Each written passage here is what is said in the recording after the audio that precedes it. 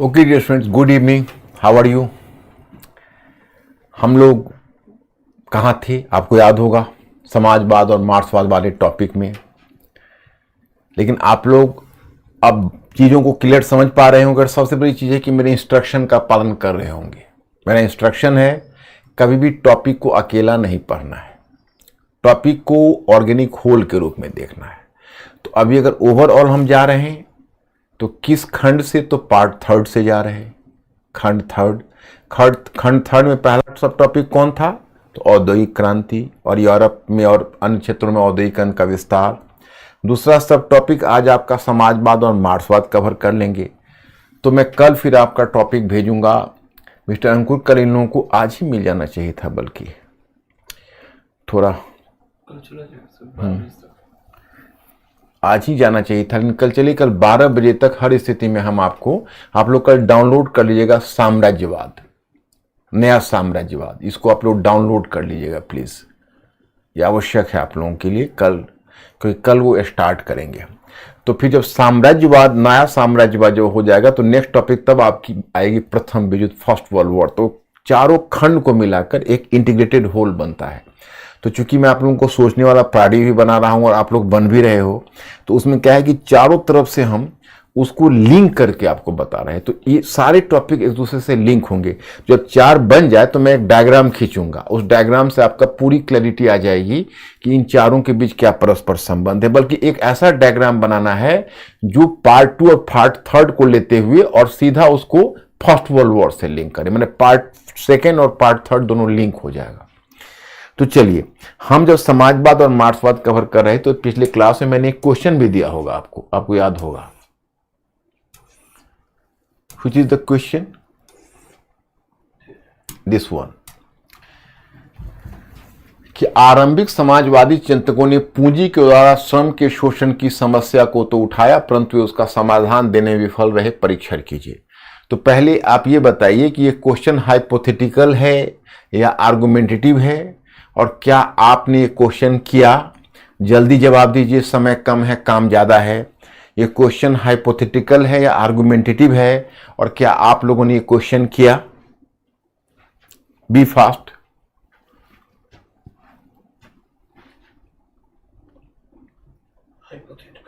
Hypothetical. क्या question आप लोगों ने ट्राई किया।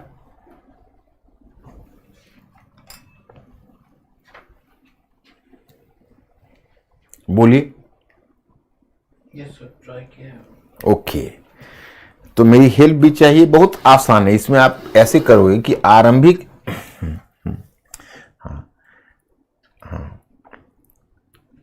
आरंभिक समाजवादी चिंतक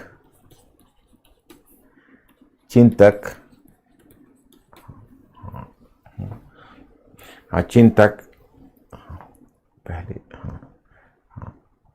आरंभिक समाजवादी चिंतक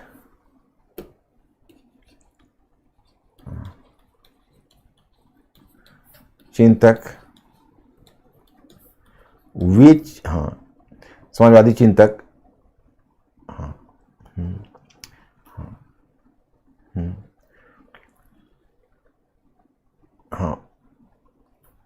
वैसे आरंभिक समाजवादी चिंतक वे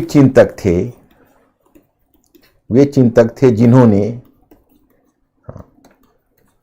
पहली बार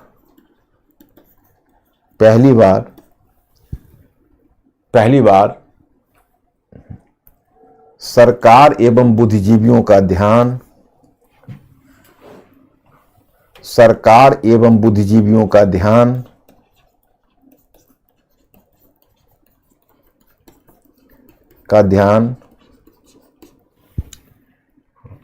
श्रमिकों की दुर्दशा की ओर खींचा।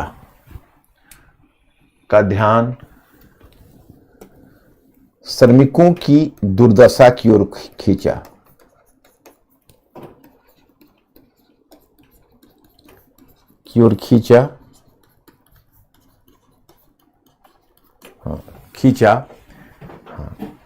खींचा या आकर्षित किया तथा श्रमिकों की शोषण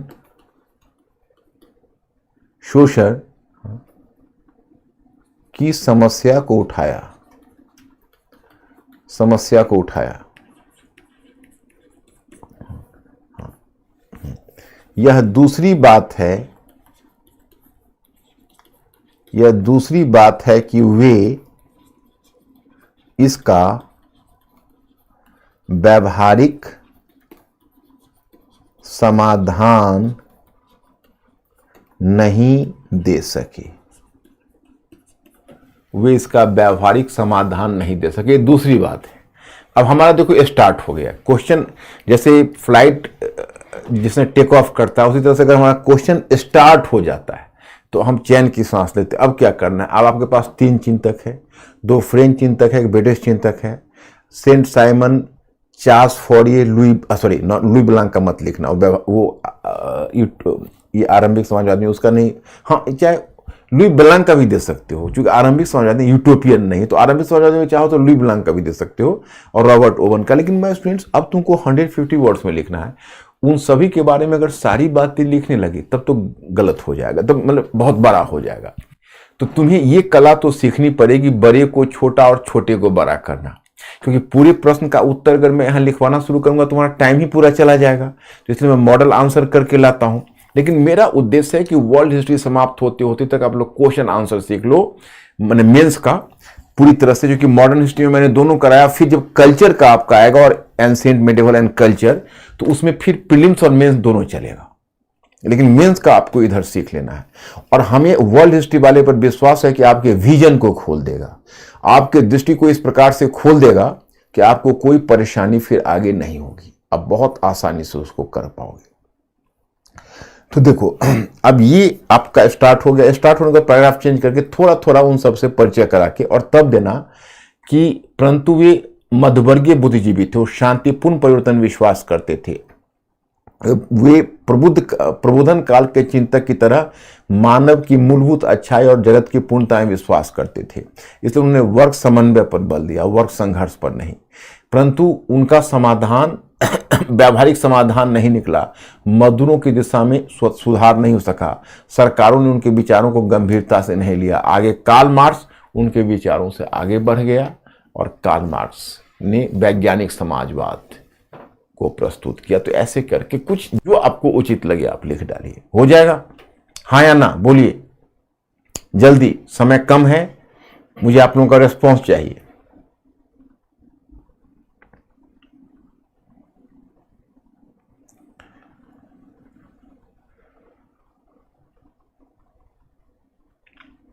क्या अंकुर? Maximum yes. ओके, हाँ कोशिश करते रहो, और जो अभी यस करने की स्थिति में नहीं हो तो आज न कल आ जाओगे। आप ही बताओ ना, आप तो पढ़े लिखे शिक्षित बुद्धिजीवी हो, आप यूपीएससी के एग्जाम में जाओ, किसी भी एग्जाम, जीवन के किसी भी एग्जाम में जाओ, तो एक चीज की आवश्यकता तो होगी, लिखना। आप यूपीएससी में जाओ, स्टेट में जाओ, जहां कहीं भी जाओ, बशर्ते आप मल्टीपल चॉइस क्वेश्चन नहीं, कहीं भी डिस्क्रिप्टिव एग्जामिनेशन में जाओ, यूनिवर्सिटी के एग्जामिनेशन में जाओ, तो लिखना तो आवश्यक है। लिखने से हम कैसे भाग सकते हैं? तो लिखना तो आवश्यक है, लिखना जारी रहे। तो चलिए, अब ये हो गया आपका आरंभिक समाजवादी चिंतक, ये आपका क्वेश्चन हो गया। अब मैं आपको बता रहा था कि मैंने तो आरंभिक समाजवादी चिंतक आपको बता ही दिया था, फिर मैंने आपको कार्ल मार्क्स पर लाया था, आप याद करो। तो मैंने कार्ल मार्क्स में आपको बताया, कार्ल मार्क्स के कई विचारधाराएं मैंने बताई। जैसे मैंने आपको पहले बताया, कार्ल मार्क्स का याद होगा कि आत्मालोप का सिद्धांत, यानी थियरी ऑफ सेल्फ एलिनेशन। फिर उसके बाद मूल, पहले बताया आत्मालोप का सिद्धांत, फिर क्लासिकल अर्थशास्त्र की आलोचना कैसे की है कार्ल मार्क्स ने। फिर मैंने आपको मूल्य और अतिरिक्त मूल्य का सिद्धांत बताया था, याद होगा। अब मुझे समझाना है आपको द्वंद्वात्मक भौतिकवाद। अब देखो, ये द्वंद्वात्मक भौतिकवाद है, ये विशुद्ध फिलॉसफी है, तो इसको थोड़ा फिलोसॉफिकल अंदाज में समझना पड़ेगा। और फिलॉसफी की एक सीमा होती है, मैं आपको बता दूं। फिलॉसफी में ये प्रश्न किया जाता है क्या है, लेकिन फिलॉसफी में ये प्रश्न नहीं किया जाता है क्यों है। इसलिए थोड़ा फिलोसॉफिकल है, तो इसको फिलोसॉफिकल अंदाज में आपको समझना पड़ेगा। देखिए, जैसे द्वंद्वात्मक भौतिकवाद,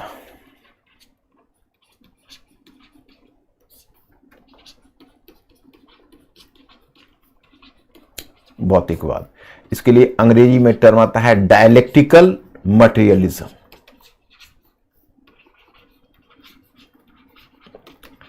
डायलेक्टिकल मटेरियलिज्म, अब ये क्या है देखिए। ये जो कार्ल मार्क्स है वो कार्ल मार्क्स के अनुसार कि यूरोपीय समाज, हालांकि देखो भारतीय समाज या भारत के या एशिया के विषय में उसकी धारणा बड़ी आपत्तिजनक है। वो इंडिया को कभी विजिट नहीं किया था, परंतु इंडिया के बारे में और एशिया के बारे में कंक्लूसिवली लिख डाला। लेकिन उसने यूरोपीय समाज की परिकल्पना की है कि यूरोपीय समाज का विकास है वो निम्नलिखित रूप में होना है। निम्नलिखित रूप में कैसे? तो पहली अवस्था उसने कही प्रारंभिक समाजवाद। तो भाई ये प्रारंभिक समाजवाद की अवस्था क्या है? तो प्रारंभिक समाजवाद की अवस्था वो अवस्था है जब निजी संपत्ति है ही नहीं। तो जब लोग, अब समझ लीजिए, जब लोग जितना उत्पादन करते हैं उतना परस्पर खपत कर देते हैं, तो उत्पादन और खपत अगर बराबर है, अधिशेष है ही नहीं, तो विषमता कैसे आएगी? विषमता तो तब आएगी जब लोग उत्पादन से जब लोग आवश्यकता से अधिक उत्पादन करने लगते हैं और उस अतिरिक्त उत्पादन पर कुछ अन्य लोग कब्जा जमा कर बैठ जाते हैं, तब आती है विषमता। लेकिन जब अतिरिक्त उत्पादन है ही नहीं तो विषमता कैसे आएगी? तो एक कहावत आपने सुनी होगी, मजबूरी का नाम महात्मा गांधी है। जब शरीर में ताकत ही नहीं है तब तो हम अहिंसक हो ही जाएंगे। तो ये प्रारंभिक समाजवाद वो अवस्था है जब प्राइवेट प्रॉपर्टी अभी पैदा नहीं हुई है, क्योंकि उत्पादन अभी उस स्तर का नहीं है। जो अधिकतर जो जनजातीय समाज होता है, जो ट्राइबल सोसाइटी होती है, उसमें ये स्थिति है। फिर उसने कहा कि आगे क्या होगा कि कुछ लोग कुछ अन्य लोगों के श्रम का शोषण करना शुरू कर देंगे। अब जब कुछ लोग जब कुछ अन्य लोगों के श्रम का शोषण करना शुरू कर देंगे, तब एक दूसरी अवस्था आ जाएगी। वो दूसरी अवस्था को उसने नाम दिया दास व्यवस्था। माने कुछ लोग हो जाएंगे दास और कुछ लोग हो जाएंगे दासों के स्वामी। तो दूसरी अवस्था आ जाएगी जिसको कहेंगे दास और दासों के स्वामी, मतलब दास व्यवस्था आ जाएगी। फिर दास व्यवस्था भी टूट जाएगी। उसका अगला चरण आएगा सामंतवाद। तो अब क्या होगा, लोग कुछ लोगों के श्रम का शोषण नहीं करेंगे या उस पर नियंत्रण स्थापित नहीं करेंगे। अब कुछ लोग एक दूसरा काम करेंगे, वह भूमि संपदा पर कब्जा कर लेंगे और भूमि संपदा पर नियंत्रण स्थापित करके और भूमि संपदा का उपभोग करना शुरू करेंगे और किसानों को अर्ध दास बना देंगे। किसान जिसको आप सर्फडम या कृषि दास तो आपको मैंने बताया हुआ है, तो उसको सामंतवाद की स्थिति कहेंगे। चलिए आगे चलकर सामंतवाद भी टूट जाएगा, क्योंकि एक तरह जो भूमिधारी कुलीन वर्ग हैं और किसान हैं, उनके हितों में टकराहट होगी और टकराहट के कारण ये सिस्टम टूट जाएगा। तब आएगा पूंजीवाद। अब पूंजीवाद में फिर नया उत्पादन प्रणाली आ जाएगा मार्क्स के अनुसार, जब लोग व्यापार, उद्योग आदि पर कब्जा करके और एक वर्ग पूंजीपति वर्ग के रूप में स्थापित हो जाएगा, जिसको कार्ल मार्क्स ने बुर्जुआ वर्ग कहा है। लेकिन कहा कि भाई यह पूंजीवादी व्यवस्था में मजदूरों का चूंकि शोषण होगा और मजदूरों का हक मारा जाएगा, तो मजदूरों में प्रतिक्रिया होगी और फिर पूंजीपति और मजदूरों के हित जो परस्पर टकराएंगे, उसके परिणाम स्वरूप आगे एक नई व्यवस्था आएगी और वह व्यवस्था होगी समाजवाद। समाजवाद में जितनी द्वंद्व है वो आके घुल जाएंगे और लोगों का विचार जो अविवेकी है वो विवेकशील हो जाएगा, सारा नकारात्मक समाप्त हो जाएगा और समाज में लोग सुख से जीने लगे। तो मतलब क्या है कि उसका जो ये धारणा है कि अंतिम अवस्था ही समाजवाद की अवस्था होगी, एक कार्ल मार्क्स की धारणा है। तो अब सवाल ये उठता है कि अगर प्रारंभिक समाजवाद से दास व्यवस्था से सामंतवाद, सामंतवाद से पूंजीवाद और पूंजीवाद से समाजवाद आएगा, तो यह परिवर्तन की प्रक्रिया आखिर चलेगी कैसे? तो कार्ल मार्क्स ने इसका जवाब द्वंद्वात्मक भौतिकवाद के माध्यम से देने का प्रयास किया। जैसे आप बैठे हुए हो, आप इस चेयर पर बैठे हुए, इस चेयर से उठकर आप दूसरे चेयर पर चले जाते हो, तो आपके जो पोस्चर में जो बदलाव आया है, उस बदलाव का कारण क्या है? सोचिए, उस बदलाव का कारण क्या है? तो कुछ न कुछ वजह तो होगी। तो इसका कहना है कि जो परिवर्तन होता है वो परिवर्तन द्वंद्व के माध्यम से होता है। द्वंद्व मतलब संघर्ष के माध्यम से ये चेंज होता है। तो पहले उसने द्वंद्व की परिकल्पना, जैसे द्वंद्वात्मकता की अवधारणा उसने एक दूसरे थिंकर से ली, द्वंदात्मकता की अवधारणा उसने एक दूसरे थिंकर से ली थी। उस थिंकर का, वो जर्मन थिंकर ही था जो मैंने आपको पीछे बताया था, वो जर्मन विचारक था। वो जर्मन विचारक का नाम था हीगेल। तो देखो, अब दुनिया में दो तरह के चिंतक हैं। एक तरह का चिंतक कहलाता है प्रत्ययवादी। प्रत्ययवादी चिंतक कौन है?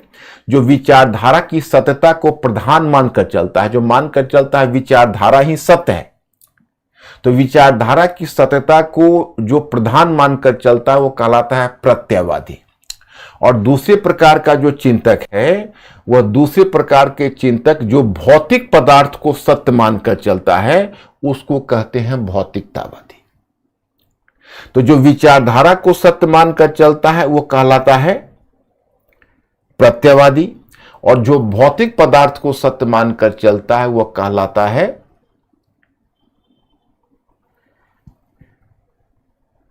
भौतिकतावादी।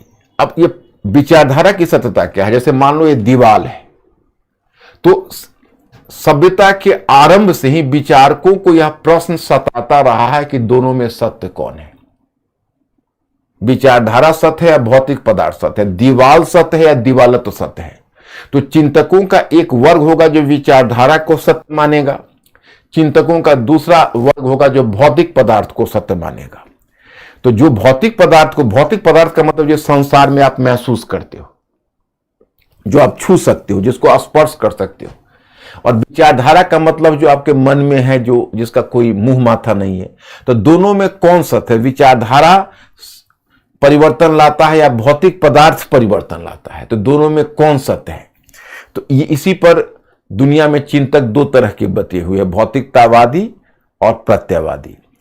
तो कार्ल मार्क्स से पहले भौतिकतावाद की प्रधानता नहीं थी, अधिकांश चिंतक प्रत्ययवादी होते थे। जैसे प्रबोधन काल के चिंतक भी प्रत्ययवादी थे, जैसे प्लेटो यूरोप में चिंतक था वो प्रत्ययवादी था। उसके बाद हीगेल हुआ, वह प्रत्ययवादी था, मतलब विचारधारा की सत्यता को मानता था। वो मानता था जब विचारधारा में परिवर्तन होता है तो समाज में परिवर्तन होता है। तो वो मानता था विचारधारा में परिवर्तन होता है तो समाज में परिवर्तन होता है। लेकिन विचारधारा में परिवर्तन कैसे होगा, उसी में उसने ये थियरी दी जिसको आप कहते हो डायलेक्टिसिज्म। विचारधारा में कैसे परिवर्तन होता है, इसी आधार पर उसने यह थियरी दी, वह सिद्धांत दिया जिसको आप कहते हो द्वंदात्मकता। तो उसने कहा कि पहले एक विचारधारा आती है, एक विचारधारा, फिर उसके ठीक उसके विपरीत एक दूसरी विचारधारा तुरंत आ जाती है, और दोनों मिलकर एक तीसरी विचारधारा का रूप ले लेती है। माने एक विचारधारा आती है, उसी समय एक दूसरी विचार, देखो फिलॉसफी है, फिलॉसफी में मैंने पहले ही कहा क्यों ऐसा, आपने पूछे ऐसा क्यों आती है, ऐसा प्रश्न करोगे तो मेरे पास कोई जवाब नहीं। आप सिर्फ मान लो एक विचारधारा आती है, उसके समानांतर एक दूसरी विचारधारा आ जाती है, और वो पहली विचारधारा से टकराती है, और टकराहट के बाद वो तीसरी विचारधारा का रूप ले लेती है। तो उसके लिए उसने नाम दिया बीइंग,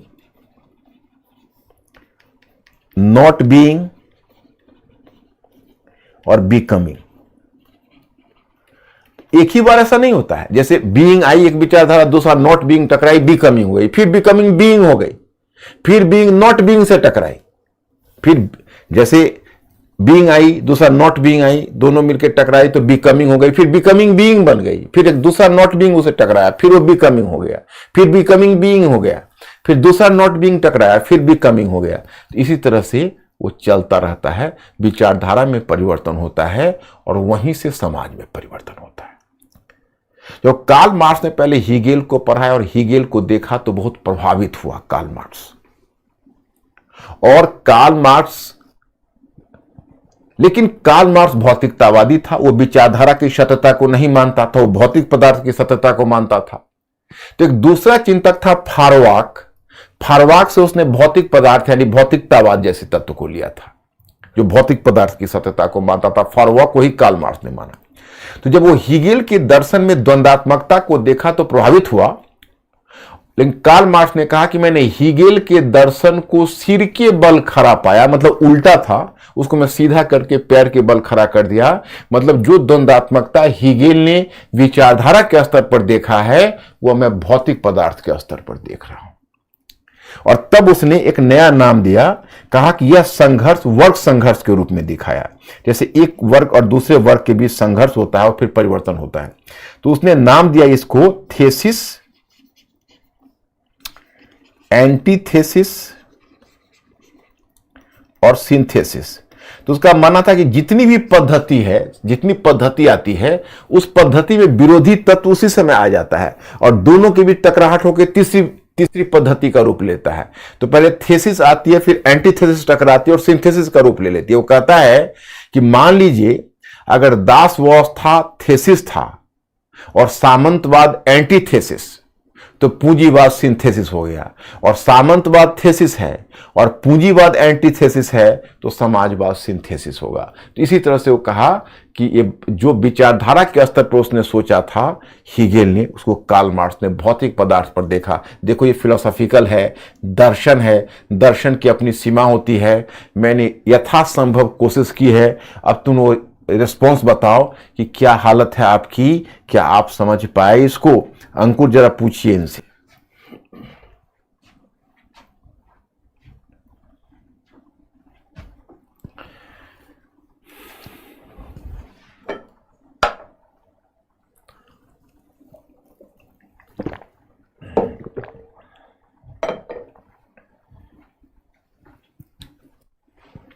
Maximum yes. ये फिलोसफी है, जो नहीं भी समझोगे तो चिंता मत करना, फिलोसफी, इस पर क्वेश्चन नहीं बनेगा तुम्हारा। बस वैसे भी तुम एक बुद्धिजीवी हो और मार्क्स दुनिया का मतलब शायद ही दुनिया में, मार्क्स वो गिने चुने चिंतकों में है, मार्क्स वो गिने चुने चिंतकों में है जिसने पूरी दुनिया की विश्व राजनीति और समाज की धारा को प्रभावित किया है। कार्ल मार्क्स को समझना तो प्रत्येक बुद्धिजीवी को मांगता है कि कार्ल मार्क्स को समझना चाहिए। अरे सिविल सर्विसेज का एग्जामिनेशन क्वालिफाई करना है, लेकिन बुद्धिजीवी होने के नाते भी कार्ल मार्क्स की विचारधारा को समझना है, उसको हम नकार नहीं सकते।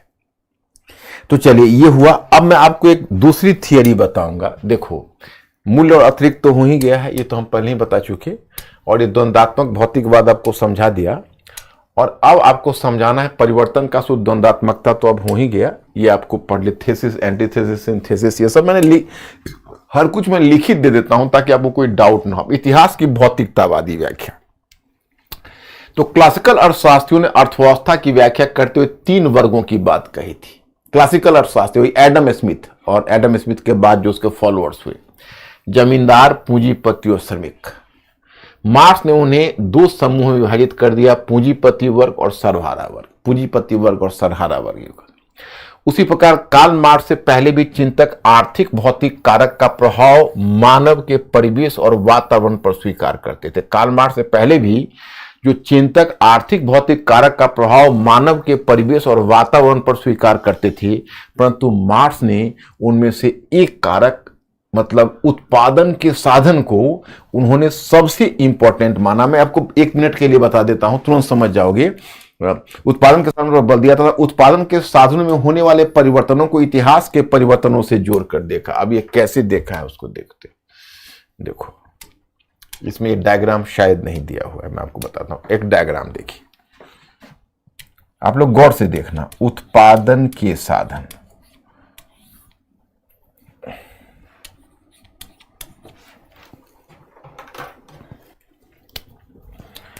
ये डायग्राम उसके नीचे बना लेना आप।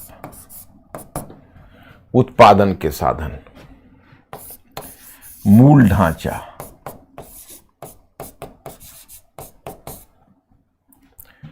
उत्पादन के साधन, मूल ढांचा, आर्थिक ढांचा,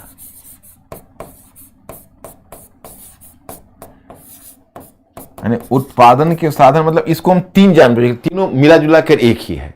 जैसे कार्ल मार्क्स ने उत्पादन के साधन को मूल ढांचा का नाम दिया, और यही मूल ढांचा आर्थिक ढांचा था। ओके, अब ठीक इसके ऊपर ऊपरी ढांचा,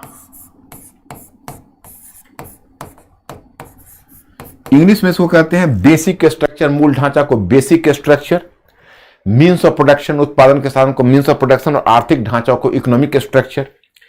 ऊपरी ढांचा को कहते हैं सुपर स्ट्रक्चर, इसको कहते हैं सुपर स्ट्रक्चर।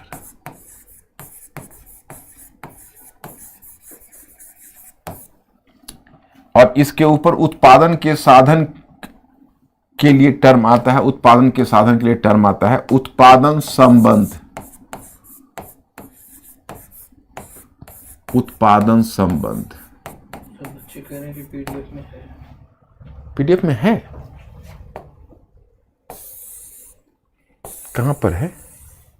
तुम्हारे पीडीएफ में तो नहीं है अंकुर। अच्छा ये है, ओके कोई बात नहीं, मैं फिर बना देता हूं।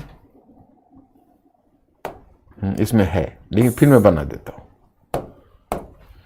उत्पादन संबंध, इसके ऊपर आप कर सकते हो राजनीतिक, सामाजिक, सांस्कृतिक, राजनीतिक, सामाजिक, सांस्कृतिक। इस सांस्कृतिक में ही विचारधारा भी आती है।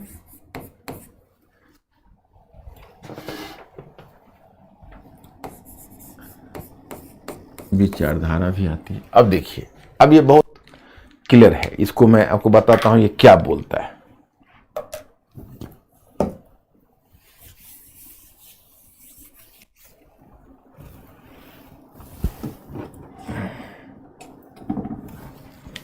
देखो ये बोलता है कि जैसे कहता है कि देखिए बेसिकली ये जो उत्पादन के साधन है, उत्पादन का साधन है, वही उत्पादन संबंध निर्धारित करता है। मतलब जो उत्पादन के साधन में जो आर्थिक ढांचा है वही मूल ढांचा है, और वही राजनीतिक ढांचा, सामाजिक ढांचा, सांस्कृतिक ढांचा, सांस्कृतिक में ही विचारधारा सभी को आधार देता है। तो कैसे देता है? तो कहता है कि एक्चुअली उत्पादन के साधन पर कब्जा करने के लिए मेंटली अलर्ट रहना, उत्पादन के साधन पर कब्जा करने के लिए दो वर्गों के बीच निरंतर संघर्ष होता है। तो उत्पादन के साधन पर कब्जा करने के लिए दो वर्गों के बीच निरंतर संघर्ष होता है। तो उसमें जो विजेता वर्ग बनकर उभरता है, वह विजेता वर्ग उत्पादन के साधन पर कब्जा कर लेता है। लेकिन उत्पादन के साधन पर कब्जा कर लेने के बाद भी उसका उद्देश्य पूरा नहीं होता है। क्यों? क्योंकि वर्ग संघर्ष समाप्त नहीं होता है। चलो, उसने एक वर्ग को हटाकर तो उत्पादन के साधन पर कब्जा कर लिया, एक दूसरा वर्ग है जो फिर उससे संघर्ष कर रहा है, निरंतर उसको हटाने का प्रयत्न कर रहा है कार्ल मार्क्स के वर्ग संघर्ष के सिद्धांत के अनुसार। तो जो वर्ग उत्पादन के साधन पर कब्जा करता है वह जानबूझकर उत्पादन संबंधों को, अर्थात राजनीतिक ढांचे, सामाजिक ढांचे, सांस्कृतिक ढांचे, इन सभी में इस प्रकार से परिवर्तन लाता है ताकि आगे भी उत्पादन के साधन पर उसकी पकड़ मजबूत बनी रहे। जैसे मैं फिर रिपीट कर रहा हूं, जैसे वो मेंटली अलर्ट हो ना, उत्पादन के साधन पर कब्जा करने के लिए दो वर्गों के बीच संघर्ष होता है। तो जो वर्ग विजेता हो जाता है उत्पादन के साधन पर कब्जा कर लेता है, लेकिन उत्पादन के साधन पर उसका कब्जा तो हो गया, परंतु एक दूसरा वर्ग उसको निरंतर हटाने का प्रयत्न करता है।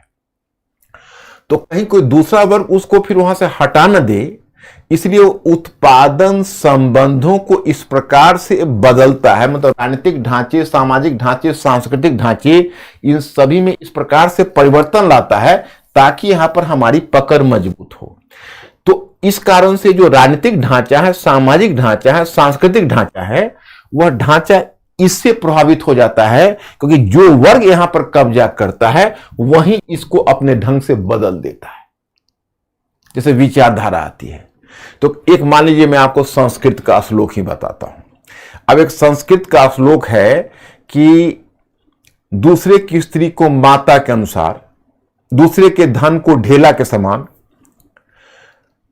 दूसरे की स्त्री को माता के समान, और जो सारे संसार को अपने आत्मा के समान समझता है वही पंडित है। मातृवत परदारेषु परदर्वेषु लोष्टवत आत्मवत सर्वभूतेषु यः पश्यति स पंडित।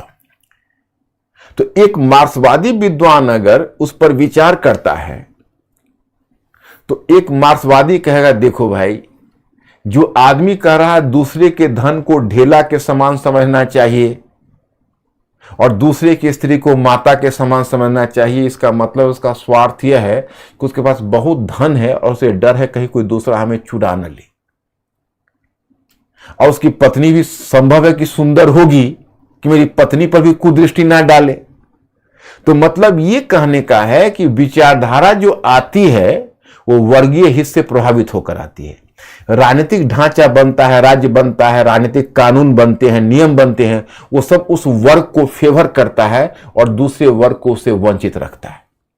अब देखो ना, निजी संपत्ति की अवधारणा मध्य वर्ग के हित के अनुकूल थी। अभी भी आप देखोगे दिल्ली जैसे शहरों में सड़क के किनारे ठंड, कपकपाती हुई ठंड में सैकड़ों लोग सड़क के किनारे, हालांकि बहुत सारे रैन बसेरा स्थापित किया जाता है, लेकिन लोगों की संख्या इतनी है कि उसमें भी एकोमोडेशन नहीं हो पाता है, तो बहुत लोग सड़क के किनारे सोए रहते हैं और उस ठंड में।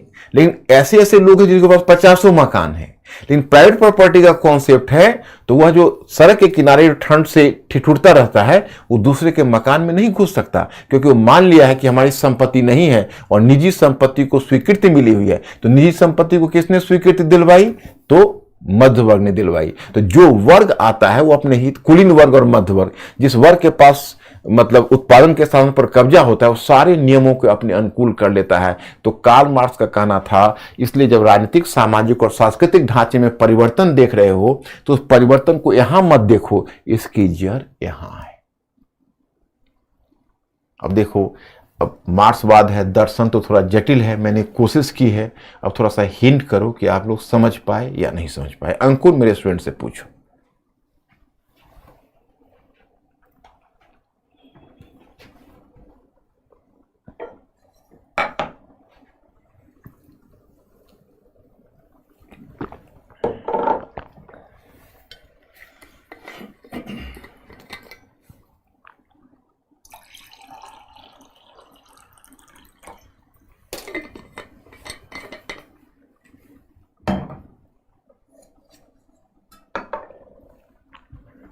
Maximum yes.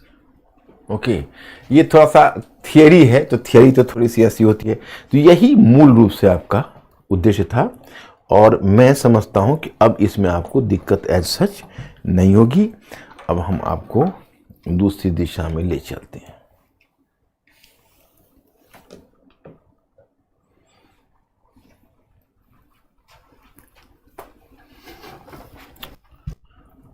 हाँ, अब मैं आपको बता दूं, अब मार्क्सवादी क्रांति के भिन्न चरण तो मैं पहले भी आपको समझा चुका हूं, इसमें भी समझा देता हूं। जैसे कार्ल मार्क्स ने क्रांति के 3 चरण निर्धारित किए। उसने कहा कि पहले चरण में कार्ल मार्क्स ने घोषणा की कि पहले चरण में, क्रांति के पहले चरण में जो सर्वहारा वर्ग है, सर्वहारा कहते औद्योगिक श्रमिक को, वह डायरेक्ट एक्शन करेगा। इसीलिए आपको टर्म दिया है प्रत्यक्ष कार्रवाई का चरण, डायरेक्ट एक्शन। वो डायरेक्ट एक्शन लेगा और डायरेक्ट एक्शन लेकर पहले वो सरकार पर कब्जा कर लेगा। पहला चरण का जब मूवमेंट पूरा होगा, जब सर्वहारा वर्ग जब इकट्ठा होगा और जब वह डायरेक्ट एक्शन लेगा और सरकार पर कब्जा करेगा, और सरकार पर जब उसका कब्जा हो जाएगा तब क्रांति दूसरे चरण में पहुंचेगी। उसके लिए उसने नाम दिया सर्वहारा वर्ग की तानाशाही। अब सर्वहारा वर्ग अपनी तानाशाही सरकार को स्थापित कर ले और तानाशाही सरकार को स्थापित करके वह सर्वहारा वर्ग उसी राज्य मशीनरी का प्रयोग कर, अभी राज्य को समाप्त नहीं करे, उस राज्य मशीनरी का प्रयोग कर, जिस राज्य मशीनरी का प्रयोग कर कभी बुर्जुआ वर्ग ने सर्वहारा का शोषण किया है, उसी राज्य मशीनरी का प्रयोग कर सर्वहारा वर्ग बुर्जुआ वर्ग को मिटा दे। बुर्जुआ वर्ग को मिटा दे का मतलब हुआ उसकी निजी संपत्ति को समाप्त कर दे। अगर निजी संपत्ति समाप्त हो जाएगी तो बुर्जुआ वर्ग के सारे कुविचार, जो गलत विचार है, वो भी मिट जाएंगे और वो भी सर्वहारा हो जाएगा। लेकिन उसने कहा कि क्रांति का जो दूसरा चरण है उसमें सर्वहारा वर्ग को एक और काम भी करना चाहिए। उसे क्रांति का निर्यात अन्य क्षेत्रों में भी करना चाहिए, ताकि क्रांति का जो प्रसार है वह क्रांति का प्रसार अन्य क्षेत्रों में भी होता रहे। जैसे भारत से क्रांति अफगानिस्तान में जाए, पाकिस्तान में जाए, अफगानिस्तान में जाए, है ना, ईरान में जाए, इस तरह से उस क्षेत्र से फिर वहां क्रांति होगी, तो हर जगह सर्वहारा क्रांति हो जाएगी और सर्वहारा वर्ग की तानाशाही सरकार स्थापित हो जाएगी। अब पूरी दुनिया में एक ही राज्य होगा, सर्वहारा राज्य, और एक ही वर्ग होगा, सर्वहारा वर्ग। जब ये स्थिति पूरी दुनिया में कायम हो गई तो उसने कहा राज्य एक आवश्यक बुराई है। आवश्यक बुराई का मतलब है कि राज्य को थोड़े समय के लिए तो आप रखिए, लेकिन राज्य को फिर आपको अधिक समय तक बनाए रखने की आवश्यकता नहीं है। जब क्रांति का उद्देश्य पूरा हो जाता है और जब पूरी दुनिया में सर्वहारा वर्ग ही स्थापित हो जाता है तो राज्य की आवश्यकता नहीं रह जाएगी और राज्य विदर अवे कर जाएगा, राज्य स्वयं समाप्त हो जाएगा। फिर पूरी दुनिया में एक ही राज्य होगा, सर्वहारा वर्ग का राज्य, और एक ही वर्ग होगा, सर्वहारा वर्ग। तो उसके लिए उसने नाम दिया वर्ग विहीन और राज्य विहीन समाज। तो तीसरा चरण क्रांति का आएगा, वर्ग विहीन और राज्य विहीन समाज का। उसी के लिए कार्ल मार्क्स ने साम्यवाद या कम्युनिज्म शब्द का प्रयोग किया था। तो मेरे विचार में तो मैं पहले भी समझा चुका हूं, तो आप इसको समझ गए होंगे। और लेकिन यह मार्क्स का यूटोपिया सिद्ध हुआ। उसने कहा कुविचार मिल जाएगा, आपस में शांति और सहयोग से जी लेंगे, राष्ट्र के समाप्त होते ही सैन्य तैयारी, युद्ध सब कुछ समाप्त हो जाएगा। परंतु यह चरण स्वयं मार्क्स का यूटोपिया, मार्क्स की कल्पनाशीलता सिद्ध हुई। यह चरण कभी नहीं आया, आप जानते हो।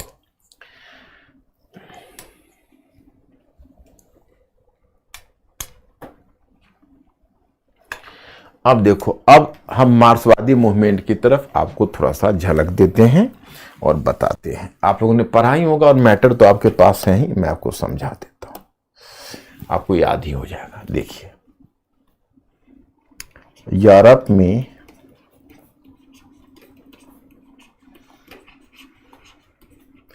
मार्क्सवाद का प्रसार, यूरोप में मार्क्सवाद का प्रसार। तो कार्ल मार्क्स ने सबसे पहले एक वर्किंग मैन एसोसिएशन की स्थापना कर ब्रिटेन में श्रमिक वर्ग को संगठित करने का प्रयास किया था।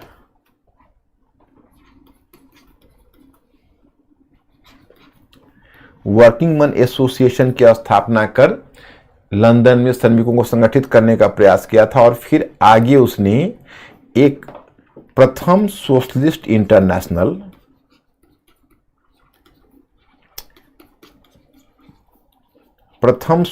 इंटरनेशनल, नेशनल का गठन 1864 में किया।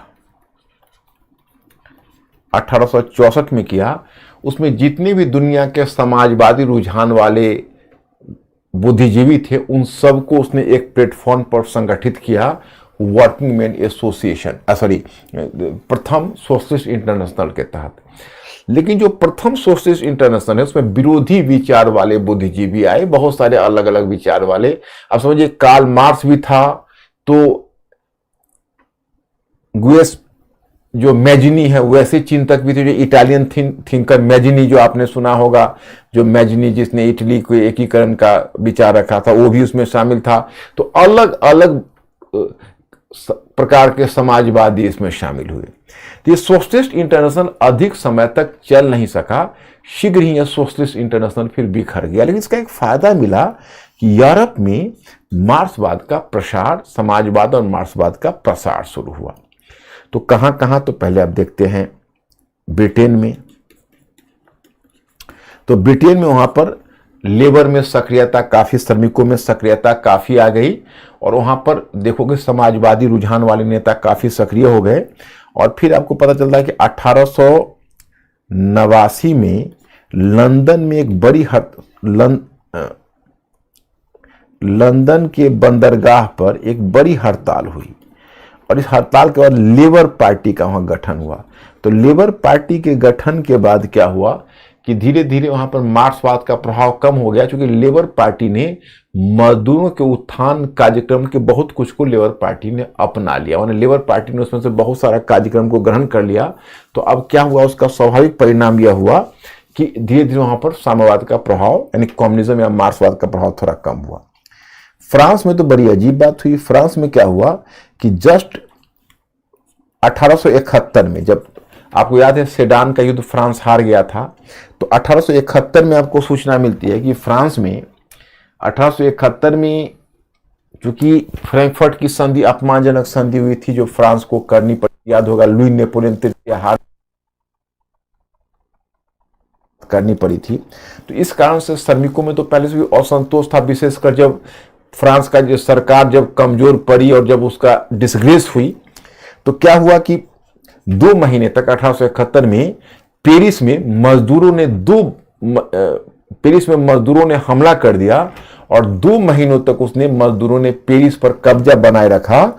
उसको फ्रांस के इतिहास में पेरिस कम्यून के नाम से जानते हैं। पेरिस कम्यून बड़ा फेमस है। पेरिस कम्यून 2 महीनों तक जो मजदूर हैं उन्होंने 2 महीनों तक पूरे सरकार पर ही कब्जा बनाए रखा। जैसे लगा कि भाई सर्वहारा का शासन हो गया फ्रांस में, ऐसा महसूस हुआ। कुछ समय के लिए मजदूरों का शासन हो गया। कार्ल मार्क्स उस समय जीवित था। कार्ल मार्क्स ने स्वयं देखा। ये पेरिस कम्यून अधिक समय तक चल नहीं सका। शीघ्र ही जो सेना है उसने पेरिस कम्यून को दबा दिया, मजदूरों को भड़का दिया, उसको दबा दिया और दबा के उस विद्रोह को दबा दिया। और फिर एक बार 1871 में ही फ्रांस में तीसरे गणतंत्र की स्थापना हुई, मतलब बुर्जुआ सरकार स्थापित हुआ। कार्ल मार्क्स स्वयं भी उस समय जीवित था, तो कार्ल मार्क्स ने यह घटना देखकर निराश हुआ और कहा कि पता नहीं अभी सर्वहारा आंदोलन लायक पेरिस नहीं हुआ था और मजदूरों ने थोड़ा ज्यादा शीघ्रता दिखा दी। तो खैर तो कार्ल मार्क्स का विचार था। फिर जर्मनी में, वहां पर देखोगे कि जर्मनी में एक साम्यवादी पार्टी के रूप में, यानी कम्युनिस्ट पार्टी, मार्क्सवादी पार्टी के रूप में सोशल डेमोक्रेटिक पार्टी का गठन हुआ।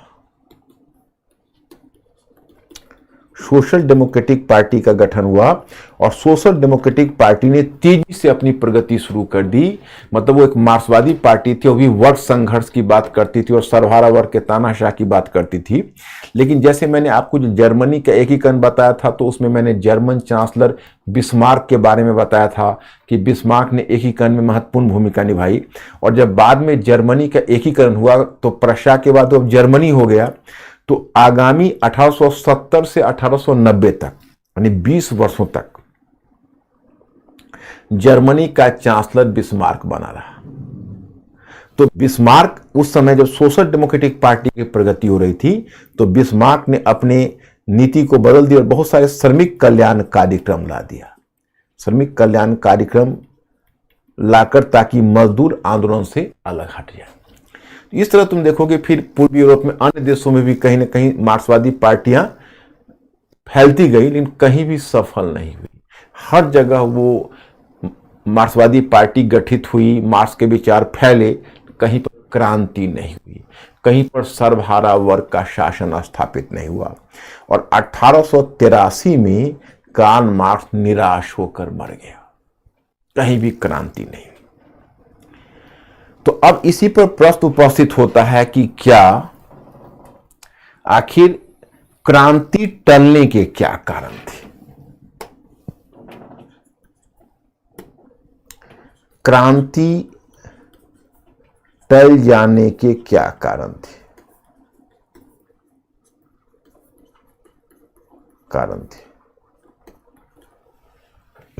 आखिर क्रांति जब इतनी होनी थी तो क्रांति टल क्यों गई? What was the reason behind that? तो इसके 3 कारण बताए जाते हैं। एक कारण बताया जाता है कुलीन वर्ग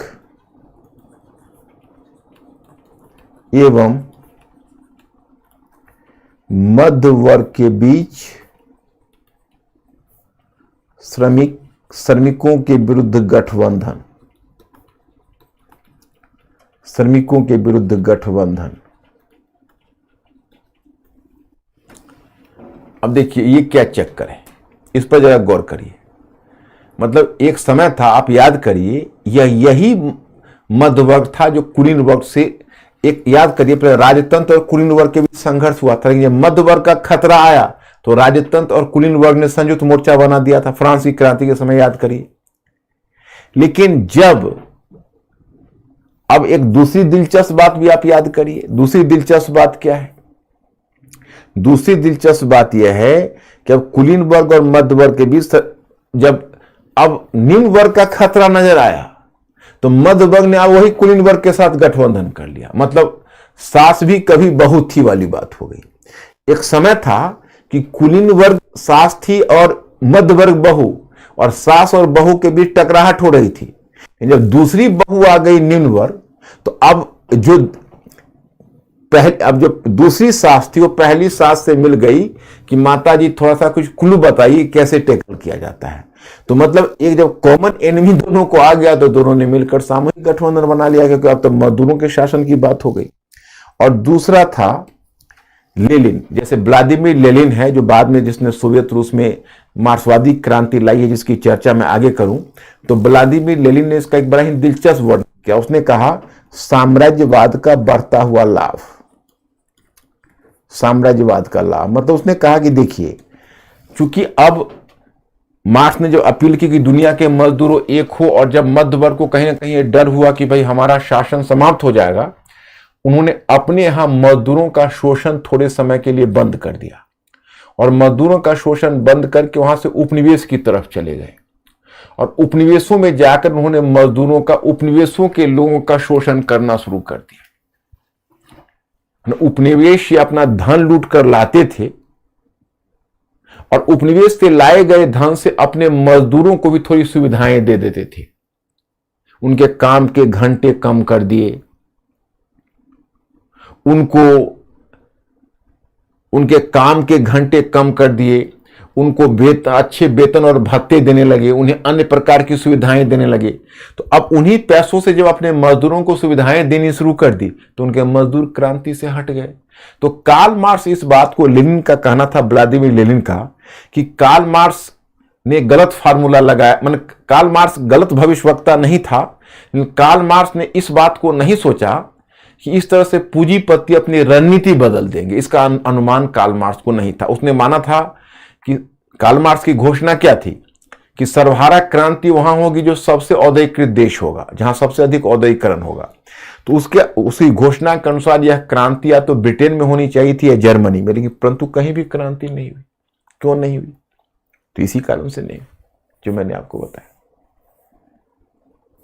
तो अब देखो, लेनिन ने एक बड़ा अच्छा नाम दिया उपनिवेश के लोगों को। उसने नाम दिया नए सर्वहारा। उसने कहा कि अब चूंकि शोषण के लिए उनको नए सर्वहारा मिल गए तो उन्होंने पुराने सर्वहारा को छोड़ दिया। कुछ समय के लिए पुराने, पूरी तरह नहीं छोड़ा, कुछ समय के लिए पुराने सर्वहारा की जान बख्श दी। और तीसरा उसने कहा कि सरकारों के द्वारा कल्याणकारी कार्यों पर बल, सरकारों के द्वारा श्रमिक कल्याण पर बल। सरकारों के द्वारा जो श्रमिक कल्याण पर बल दिया गया, उन्हें और भी काम किए गए। मताधिकार का विस्तार भी, श्रमिकों को वोटिंग राइट भी दिया गया, मताधिकार भी दिया गया। तो कई तरह की सुविधाएं श्रमिकों को दी गई। तो जब श्रमिकों को अब इतनी तरह की सुविधाएं मिली तो श्रमिक अब क्रांति क्यों करते? क्रांति के रास्ते से हट गए। तो इस बात का अनुमान कार्ल मार्क्स को नहीं था कि श्रमिक क्रांति के रास्ते से हट जाएंगे। तो ये तीन कारणों से कहीं भी सर्वहारा क्रांति नहीं घटित हो सकी। अब हम आपको बताते हैं कि फिर आपसे मैं प्रश्न करूं कि क्या मार्क्सवाद विफल हो गया? क्या मार्क्सवाद विफल हो गया?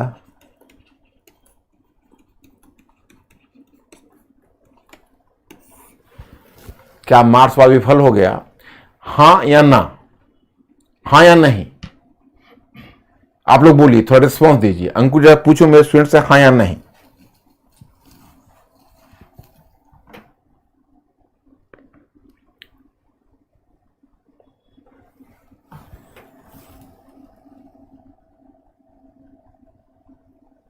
क्या विचार हो रहा है इनका? नो, विफल नहीं हुआ। क्यों? तो इसने पूंजीवाद के व्यवहार को बदल दिया। व्यवहार को बदल दिया।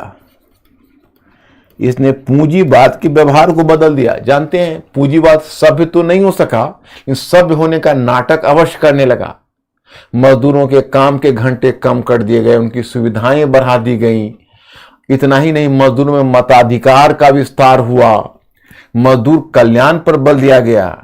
और अपने नए संविधान में यूरोपीय सरकारों में होड़ लग गई कि अपने नए संविधान में वह समाजवादी गणतंत्र शब्द का प्रयोग करने लगे कि हम समाजवादी गणतंत्र हैं, सिर्फ इसलिए कि ताकि मजदूरों को लगे कि भाई ये मार्क्स से ज्यादा भला तो ये आपको चाहते हैं।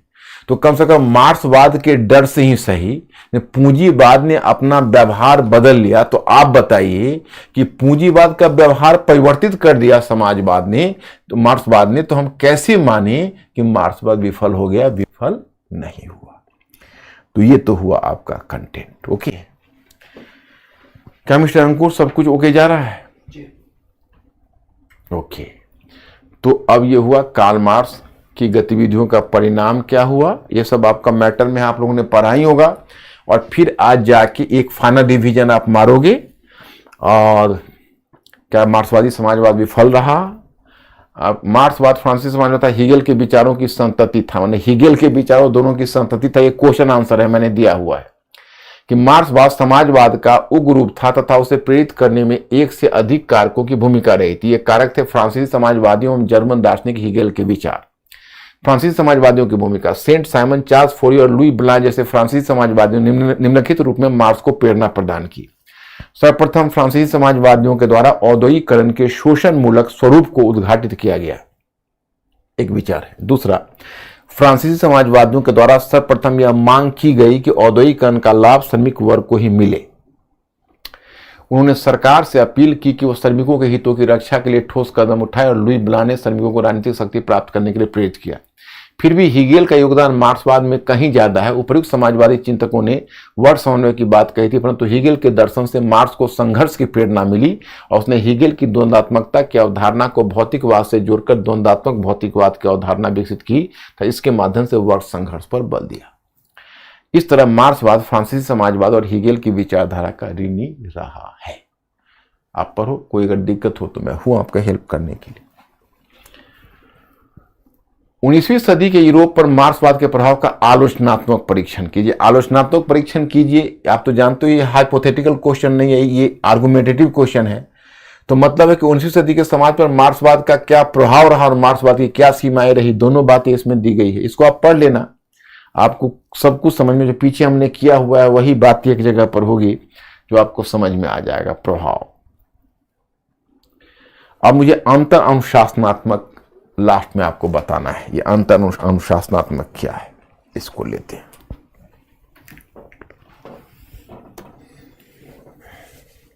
देखिए, हम अंतर अनुशासनात्मक क्यों देते हैं पता है ना? क्योंकि वर्ल्ड हिस्ट्री के माध्यम से आपके जीएस के बाकी खंड भी कभी एक क्लैरिटी आए, मतलब वर्ल्ड हिस्ट्री आपके पूरे विजन को खोल दे, यही मेरा लक्ष्य है। तो इसलिए मैं अंतर अनुशासनात्मक अपनी तरफ से देता हूं।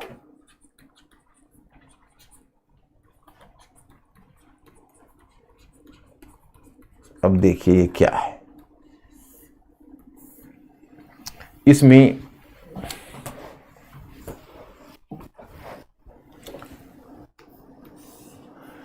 अंतर अनुशासनात्मक में देखिए, मैं यहां 4 चिंतकों की बात करूंगा। एक बात करूंगा 19वीं सदी के 3 प्रमुख चिंतक हैं और एक चौथा चिंतक हैं जो 4, मतलब हाँ, चौथा चिंतक है जो 20वीं सदी के आरंभ में है। जैसे सिगमंड फ्राइड का आपने नाम सुना होगा, उसमें आपने पढ़ा होगा, तो मैं आपको बताता हूं। एक थिंक कर लेते हैं कार्ल मार्क्स, दूसरा लेते हैं चार्ल्स डार्विन,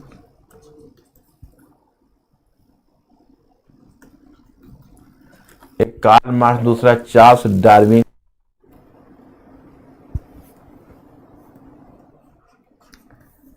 चार्ल्स डार्विन से ही जुड़ा हुआ है हर्बर्ट स्पेंसर, इससे प्रभावित है क्योंकि हर्बर्ट स्पेंसर ने एक टर्म का यूज किया है और वो टर्म का नाम है सोशल डार्विनिज्म या सामाजिक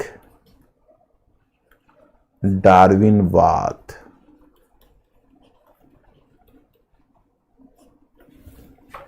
हर्बर्ट स्पेंसर ने जो शब्द का यूज किया है उसका नाम है सामाजिक डार्विनवाद।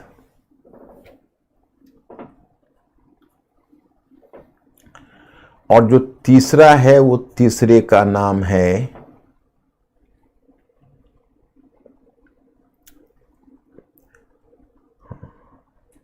नीत्शे, फ्रेडरिक नीत्शे पूरा नाम है, नीत्शे शॉर्ट नाम का फ्रेडरिक नीत्शे। और चौथा नाम है सिगमंड फ्राइड। Sigmund Freud. अब देखो इसमें जो तीन चिंतक है, कार्ल मार्क्स, चार्ल्स डार्विन और सिगमंड फ्राइड।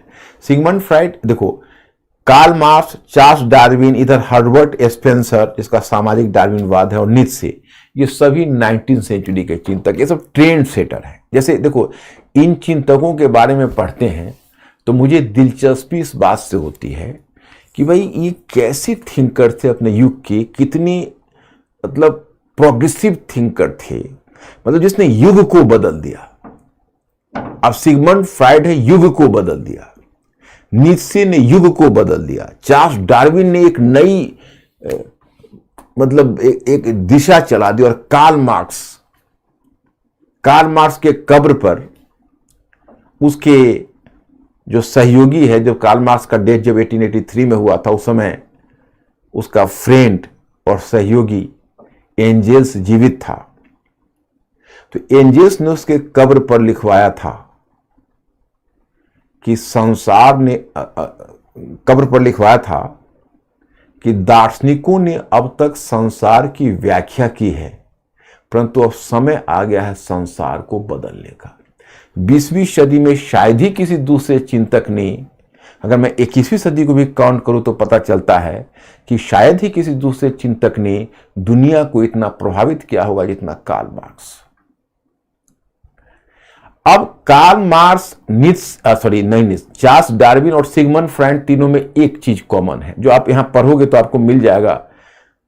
मैंने मैटर, इसीलिए तो मैं मैटर हमेशा उसी लाइन पर आपको देता हूं जिस लाइन पर पढ़ाता हूं, कि ताकि घर पर जाके पढ़ो तो कोई कंफ्यूजन आपको ना रहे, बिल्कुल क्लियर हो जाए। तो कार्ल मार्क्स, चार्ल्स डार्विन और सिगमंड फ्राइड, तीनों में एक कॉमन पॉइंट था। वो कॉमन पॉइंट क्या था? तो तीनों ने वैज्ञानिक पद्धति का इस्तेमाल अपने सिद्धांत में किया। कार्ल मार्क्स ने आर्थिक संबंधों के निदान में साइंटिफिक पद्धति अपनाई, वर्ग संघर्ष और सर्वहारा क्रांति। तो उसका क्या है? उसको कहते हैं वैज्ञानिक समाजवाद, क्योंकि उसने वैज्ञानिक पद्धति की तरह एक निश्चित सूत्रबद्ध होकर उसने आंदोलन की, मैंने उसने पूरे मजदूर आंदोलन को एक वैज्ञानिक पद्धति की तरह एक सूत्र के रूप में बांध दिया। चार्ल्स डार्विन ने संसार की उत्पत्ति कहा, उसने लिखा ओरिजिन ऑफ स्पीसीज, कि संसार किसी ईश्वर ने नहीं बनाया है, बल्कि विभिन्न जो प्रजातियां हैं वो समय समय पर उत्पन्न होते रहे। उसमें जो ताकतवर प्रजातियां हैं वो आगे बढ़ती रहीं और कमजोर प्रजातियां नष्ट होती गईं विकास के क्रम में। और ये नेचुरली इवॉल्व करता गया, विकास नेचुरल विकास होता गया। कमजोर प्रजातियां नष्ट होती गई और ताकतवर प्रजातियां आगे बढ़ती गई। इसमें जो सबसे फिटेस्ट था वो सरवाइव किया, जो कमजोर था वो लुप्त हो गया।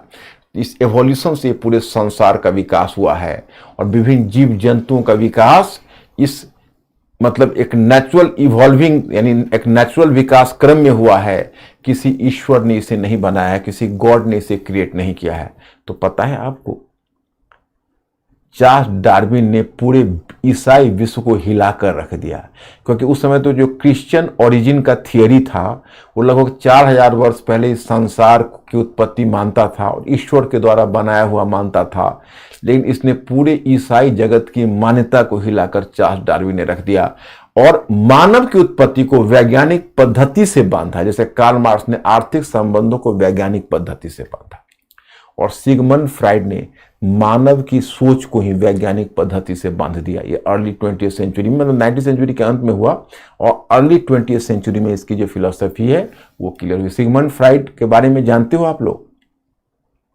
फ्राइड के बारे में आपने सुना होगा, इसकी थियरी कहलाती है मनोविश्लेषण।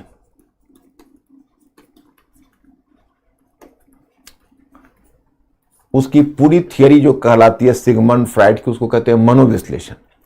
मनोविश्लेषण में क्या था कि देखो, पहले एक महान होने का एक अवधारणा थी कि आपने निर्णय लिया, भीष्म प्रतिज्ञा, भीष्म ने निर्णय लिया और भीष्म की प्रतिज्ञा, भाई भीष्म क्या है, तो विराट व्यक्तित्व है।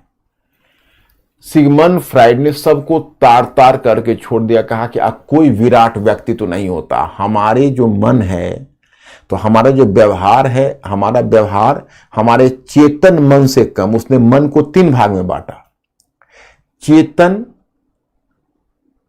उपचेतन और अचेतन। तो चेतन अगर है तो हमारे पूरे व्यवहार का 25% चेतन के आधार पर है, तो 50% अवचेतन के आधार पर है, सबकॉन्शियस, यानी conscious mind, subconscious mind and unconscious mind, 3 mind है। 25% अगर कॉन्शियस है तो 50% सबकॉन्शियस है, फिर शेष 25% अनकॉन्शियस है। तो हमारा जो व्यवहार है वह सबकॉन्शियस माइंड से ज्यादा प्रभावित होता है। तो अगर हम मतलब अपने कॉन्शियस माइंड से वीर बनने की कोशिश करते हैं, तो सबकॉन्शियस माइंड के अंदर का जो फियर है हमारे वीर को दबा देता है कई बार। तो इसलिए हर इंसान के, जैसे पहले कहा जाता है ये राम है, ये रावण है, अब सिगमंड फ्राइड ने स्थापित किया कि हम सबके अंदर राम भी है और रावण भी है। मुद्दा यह है कि किसकी मात्रा ज्यादा है। जिसकी मात्रा ज्यादा है उसी आधार पर हम अच्छे हैं या बुरे हैं। मतलब उसका यह कहना था कि आप पूरी तरह से अच्छे और बुरे के चौखटों में बांटकर नहीं देख सकते। सभी का व्यक्ति 3 बातों से परिचालित है, अहंकार, भय और सेक्स से सभी का व्यक्तित्व परिचालित है। मात्रा अगर संतुलित होती है तो हम सामान्य मानव होते हैं, और मात्रा बिगड़ जाती है तो हम असामान्य मानव बन जाते हैं। तो ये जो इसका मनोविश्लेषण था, इसने पहले से चली आ रही जो मानव मन है और मानव का व्यक्तित्व है उसको तार तार करके रख दिया और वैज्ञानिक सिद्धांतों पर हमारे मस्तिष्क को कस दिया। तो तीनों ने साइंटिफिक मेथड का यूज किया, कार्ल मार्क्स, चार्ल्स डार्विन और सिगमंड फ्राइड ने। नीत्शे कौन है? फ्रेडरिक नीत्शे 19वीं सेंचुरी का चिंतक है। पता है आपको, फ्रेडरिक नीत्शे एक ऐसा रेडिकल का मतलब मूल परिवर्तनवादी चिंतक था कि प्लेटो के काल से जो भी विचारधारा चली आ रही थी उस सारी विचारधारा को उसने अस्वीकार कर दिया। उसने कहा, क्योंकि अब से पहले जो भी महत्वपूर्ण कर सकते हो कि जो भी महत्वपूर्ण ग्रंथ या महत्वपूर्ण विचारक थे वो सब सत्य पर पहुंचने का या सत्य तक पहुंचाने का दावा करते थे। तो नीत्शे ने यह अवधारणा रखी, न तो कोई एकमात्र सत्य है, सत्य भी कोई एकमात्र नहीं है, और ना ही सत्य तक पहुंचने का कोई एकमात्र मार्ग है। न कोई एकमात्र सत्य है और न सत्य तक पहुंचने का कोई एकमात्र मार्ग है। तो प्लेटो के समय से जो चली आ रही विचारधाराओं की जो परंपरा थी उसको नीत्शे ने अस्वीकार कर दिया। वो उसको कहते हैं अनास्थावादी, अस्तित्ववादी। उसने तो यहां तक दावा कर दिया कि ईश्वर मर गया, हम सभी लोगों ने मिलकर उसे मार डाला। तो मतलब इस तरह का अपने टाइम का वो रेडिकल चिंतक था। ये सभी चिंतकों ने अपने युग पर बड़ा गहरा प्रभाव छोड़ा है 19वीं सेंचुरी पर। अब यहां पर एक नाम हमने लिखा है, हर्बर्ट स्पेंसर, जो आप मेरे अंतर अनुशासनात्मक के पढ़ोगे तो मिलेगा। देखो, ये बहुत ही रिप्यूटेड ब्रिटिश चिंतक है, 19वीं सदी में बहुत प्रतिष्ठित चिंतक था, और यह अति व्यक्तिवादी था, अति व्यक्तिवादी। और व्यक्तिवाद जो विचारधारा है, जैसे मैंने आपको बताया था प्रबोधन में एक बात आपने देखा, जो कोई वैज्ञानिक सिद्धांत आता है तो वैज्ञानिक सिद्धांत मानव चेतना को ही प्रभावित करता है। तो जो चार्ल्स डार्विन ने जो वैज्ञानिक सिद्धांत दिया, वह वैज्ञानिक सिद्धांत ने भी मानव चेतना को प्रभावित कर दिया। चार्ल्स डार्विन का, जिसको कहते हो सामाजिक डार्विनवाद। तो हर्बर्ट स्पेंसर पर डार्विनवाद का ही प्रभाव है। हर्बर्ट स्पेंसर ने डार्विनवाद से ही प्रेरणा लेकर सामाजिक डार्विनवाद को जन्म दिया। उसने कहा कि देखो भाई, जब प्रकृति भी ताकतवर को आगे बढ़ाती है और कमजोर को मरने देती है, तो सरकार क्यों निर्धन वर्ग के कल्याण पर पैसे खर्च करके अपने संसाधन को बर्बाद करती है और अमीर लोगों पर टैक्स लगा के संसाधन जुटाती है, मैंने अमीर वर्ग की प्रगति को रोकती है और निर्धन वर्ग को जिलाने के लिए धन का अपव्यय करती है, इससे बेहतर है निर्धनों को मरने दे और प्रतिभाशाली को बढ़ने दे। बताइए, कमजोरों को मरने दो, प्रतिभाशाली को बढ़ने दो। कितना ये चिंतन अपने आप में प्रतिक्रियावादी चिंतन है। अगर आज की तारीख में हर्बर्ट स्पेंसर होता तो उसका क्या हाल होता, समझ सकते हो। 19वीं सदी का वो बहुत ही प्रतिष्ठित चिंतक ब्रिटेन का था हर्बर्ट स्पेंसर। मैं आपको बताऊं कि कार्ल मार्क्स ने तो अधिकांश समय लंदन में गुजारा था और लंदन में उसका डेथ हुआ था 1883 में। तो उसका जो कब्र बना है वो भी बना है हाई गेट लंदन में, उसका कब्र है। और संयोग देखो कि एक तरफ कार्ल मार्क्स का कब्र है और दूसरी तरफ हर्बर्ट स्पेंसर का कब्र है। आमने सामने दोनों का कब्र है और दोनों उल्टा है एक दूसरे का।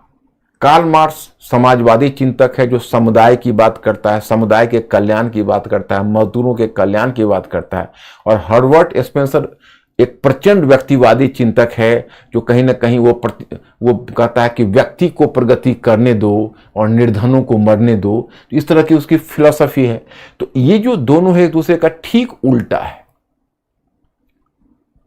तो मुझे लगता है कि मैंने एक बार मजाक में कहा कि ऐसा भी संभव है कि दोनों के विचार, हर्बर्ट स्पेंसर और कार्ल मार्क्स के विचार एक दूसरे के इतने उल्टे पुल्टे थे कि मरने के बाद भी दोनों के भूत रात में निकलकर आपस में लड़ते होंगे। मतलब एक तरह से मैंने, it is just like a joke you can say. तो देखो, अब 19वीं सेंचुरी में हर्बर्ट स्पेंसर इतना प्रतिष्ठित चिंतक था कि उसकी कब्र पर एकदम लोगों की भीड़ लगी रहती थी और वहां पर फ्लावर के बुके रखे होते थे। और कार्ल मार्क्स के कब्र पर सूखे पत्ते बिखर रहे होते थे, उसे साफ करने वाला कोई नहीं था। लेकिन जब 1917 में जब रूस की क्रांति होगी और जब पहली मार्क्सवादी सरकार जब सोवियत रूस में बनेगी और तो दुनिया भर में जब मार्क्सवाद का प्रसार होगा, तो अचानक से मार्क्सवाद, जैसे रूसो महान हुआ था फ्रांस की क्रांति के बाद, तो कार्ल मार्क्स महान हो गया रूस की बोल्शेविक क्रांति के बाद। अब दुनिया भर के जो मार्क्सवादी हैं और समाजवादी चिंतक हैं वो कार्ल मार्क्स के कब्र पर दर्शन के लिए आने लगे। और देखते देखते कार्ल मार्क्स का जो कब्र है वो तीर्थ स्थल बन गया। अब बड़ी उल्टी बात हुई, देखोगे कार्ल मार्क्स का जो कब्र है वो तीर्थ स्थल की तरह समादृत है और चारों तरफ से भीड़ वहां इकट्ठी हो रही है। और दूसरी तरफ जो हर्बर्ट स्पेंसर का कब्र है वहां पर सूखे पत्ते लुट रहे थे, उसे साफ करने वाला कोई नहीं था। तो मैं स्टूडेंट्स, क्या हमने सीखा? मरने के बाद भी इंसान की हैसियत बदलती है। तो ये हुए आपके 19वीं सेंचुरी के महत्वपूर्ण चिंतक जिसने उस सदी पर प्रभाव छोड़ा। अब मैंने इसमें आपको अंतरशास्त्रात्मक में सब कुछ डाल दिया है और अब हमारा ये टॉपिक समाप्त हुआ। अगर आप लोगों के मेरे पास वैसे अभी 12 मिनट टाइम है, एक क्वेश्चन तो मैं आपको दे ही देता हूं होमवर्क के लिए। और आप लोगों के को अगर अब मैं आज ही मुझे वो टॉपिक भेज देना चाहिए था नया साम्राज्यवाद का, लेकिन आज मेरे दिमाग से निकल गया। लेकिन घबराइए मत, कल 12 बजे तक मैं आपको भेज दूंगा। और आप लोगों का क्लास 8 बजे होता है, तो आप 8 बजे से शुरू होता है, तो आप लोग थोड़ा पढ़ के आ जाइएगा। अब आज मिस्टर अंकुर, ये लोग ओके हैं? कोई सवाल भी? मुझे लगता है कि मेरे स्टूडेंट्स लोग बारे बहुत ब्रिलियंट है, बहुत अच्छी बात है। अब एक क्वेश्चन मैं आपको डालता हूं, आप लोग इस क्वेश्चन को आप लोग ट्राई करिएगा।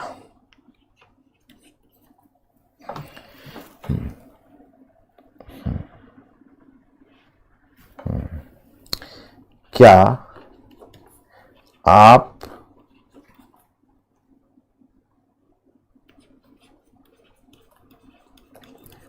सर्वहारा क्रांति के मुद्दे पर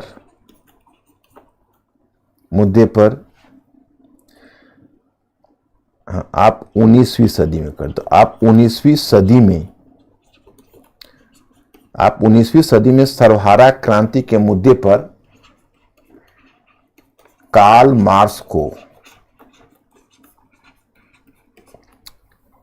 एक गलत भविष्यवक्ता मानते हैं अपने मत के पक्ष में उत्तर दीजिए। अपने मत के पक्ष में उत्तर दीजिए।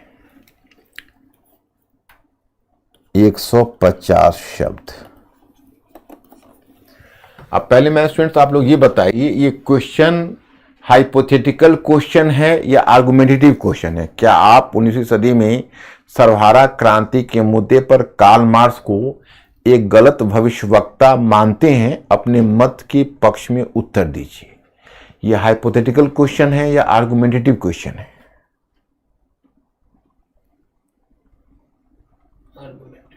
Yes, good. तो क्या ये क्वेश्चन आप लोग ट्राई करेंगे? बताइए।